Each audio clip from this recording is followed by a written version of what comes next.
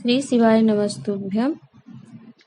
आज मैं जो कि 21 नवंबर को सोमवार के दिन का प्रदोष तिथि पड़ने जा रही है, उससे जुड़ा हुआ बहुत ही विशेष महत्वपूर्ण विधान है जो कि पूज्य गुरु जी ने अपनी कथा में श्रवण कराया है।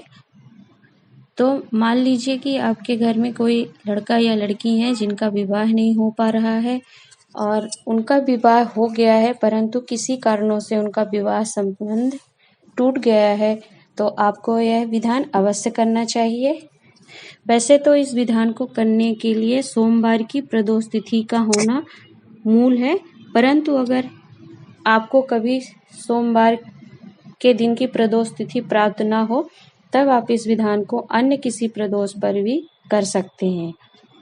वैसे आपके लिए एक बहुत ही सुनहरा मौका है कि 21 नवंबर 2022 को सोमवार के दिन प्रदोष तिथि पड़ रही है, तो आपको यह विधान अवश्य करना है, छोड़ना नहीं है।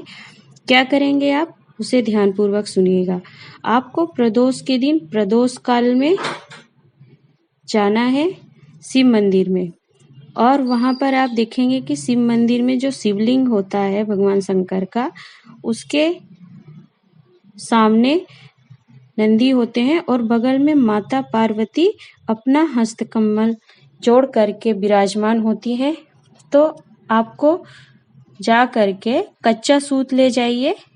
अब कच्चे सूत को जो माता पार्वती का हस्तकमल है, उस हस्तकमल से लेकर शिवलिंग पर उसी धागे को, कच्चे सूत को आपको 6 बार लपेटना है। आप माता रानी के हस्तकमल पर सूत को ले जा करके शिवलिंग से घुमा करके लपेटते जाएंगे ऐसे गोल गोल, तो वो 7 बार लपेट जाएगा। आपने कभी मंदिर में देखा भी होगा कि कलावा कच्चा धागा लिपटा रहता माता पार्वती के हस्तकमल से शिवलिंग तक। ऐसे ही आपको 6 धार बनानी है, मतलब 6 बार आपको कच्चा सूत लपेट लेना है। और लपेटने के बाद अगर आप कुंवारे हैं, लड़का लड़की हैं, कोई भी है कुंवारे हैं और विवाह के लिए कर रहे हैं इस विधान को, तो आपको इसी लपेटे हुए कच्चे सूत पर हल्दी लगा देना है। अपना नाम गोत्र बता दीजिए और अपनी विवाह की कामना कर लीजिए। और फिर इसी कच्चे सूत को जो आपने 6 बार लपेटा है, उसे निकाल करके भगवान शिव शंकर के शिवलिंग पर आप उसे पहना दीजिए, समर्पित कर दीजिए। आपका विवाह अवश्य जल्दी ही पक्का होगा।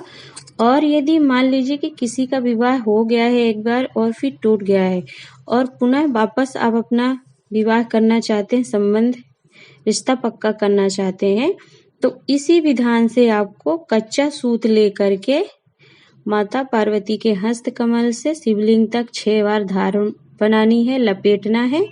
और फिर इसी कच्चे सूत पर आपको माखन लगा देना है। ध्यान दीजिएगा, हल्दी नहीं लगानी है आपको माखन लगाना है। जिसका विवाह एक बार होने के बाद टूट गया है और आप वापस से दोबारा विवाह करना चाहते हैं, उनके लिए यह विधान है कि सूत वैसे ही लपेटना है 6 बार आपको, हस्तकमल से लेकर के शिवलिंग तक, और फिर माखन का लेपन कर दीजिए उसी सूत के ऊपर और सूत को निकाल लीजिए और शिवलिंग पर समर्पित कर दीजिए, पहना दीजिए शिवलिंग पे, जैसे माला पहनाते हैं वैसे ही समर्पित कर दीजिए। तो दोनों के करने में इतना अंतर रहेगा कि अगर कुंवारा लड़का लड़की विवाह की कामना से इस विधान को कर रहे हैं, तो वो कच्चे सूत को 6 बार लपेट कर उस पर हल्दी का लेपन करेंगे, फिर उसे शिवलिंग पर समर्पित करेंगे। और अगर किसी का विवाह हो गया है और वो दोबारा से अपना विवाह करना चाहते हैं, तो वो इस विधान में कच्चे सूत को 6 बार लपेटकर माखन का उस पर लेपन कर देंगे, माखन लगा दीजिएगा और फिर उसे निकाल करके हस्तकमल से माता के शिवलिंग को पहना दीजिए माला की तरह और अपने विवाह की कामना कर लीजिए। बस दोनों के करने में यही मात्र एक अंतर रहेगा। तो पूज्य गुरु जी की कथा को श्रवण करके आपको बताने का प्रयास किया है। आशा करती हूँ कि प्रदोष तिथि का यह विधान आपको अच्छा लगेगा और आप इस विधान को अवश्य करिए, क्योंकि सोमवार के दिन की प्रदोष तिथि पड़ रही है तो इसका विशेष महत्व होता है। सोमवार की प्रदोष की मूलता भी है इस विधान में। और आपको बता दूं कि सबसे पहला यज्ञोपवीत जो था, माता ललिता ने भगवान शंकर को अपने समक्ष में बैठाकर अपने हस्त कमल से लपेट करके उन्हें धारण कराया था। तब शंकर भगवान इस यज्ञोपवीत को धारण करके बहुत प्रसन्न हुए थे। सूत था, कच्चे सूत का बनाया था माता ने। तब भगवान शंकर ने माता ललिता को 2 वर दिए थे कि मैं कभी भी जिंदगी में किसी की आंखों में आंसू नहीं देखूंगा, उसकी दुख परेशानी को हमेशा दूर कर दूंगा जो मुझे धारण कराएगा, और इस यज्ञोपवीत को जो व्यक्ति मुझे समर्पित करेगा, सुलझा करके, गठान वाला नहीं समर्पित करना है, उसके जीवन में मैं बाधाओं को हर लूंगा। इसीलिए आज भी हमारे हिंदू धर्म में देवी देवताओं को यज्ञोपवीत धारण कराया जाता है। वो उलझा हुआ नहीं होना चाहिए। देवताओं को यज्ञोपवीत सुलझा कर चढ़ाया जाता है, जिससे सुलझा हुआ जब हम यज्ञोपवीत भगवान को समर्पित करते हैं तो वो हमारी बाधाओं को हर लेते हैं और हमारे जीवन से दुख कष्ट को दूर कर देते हैं।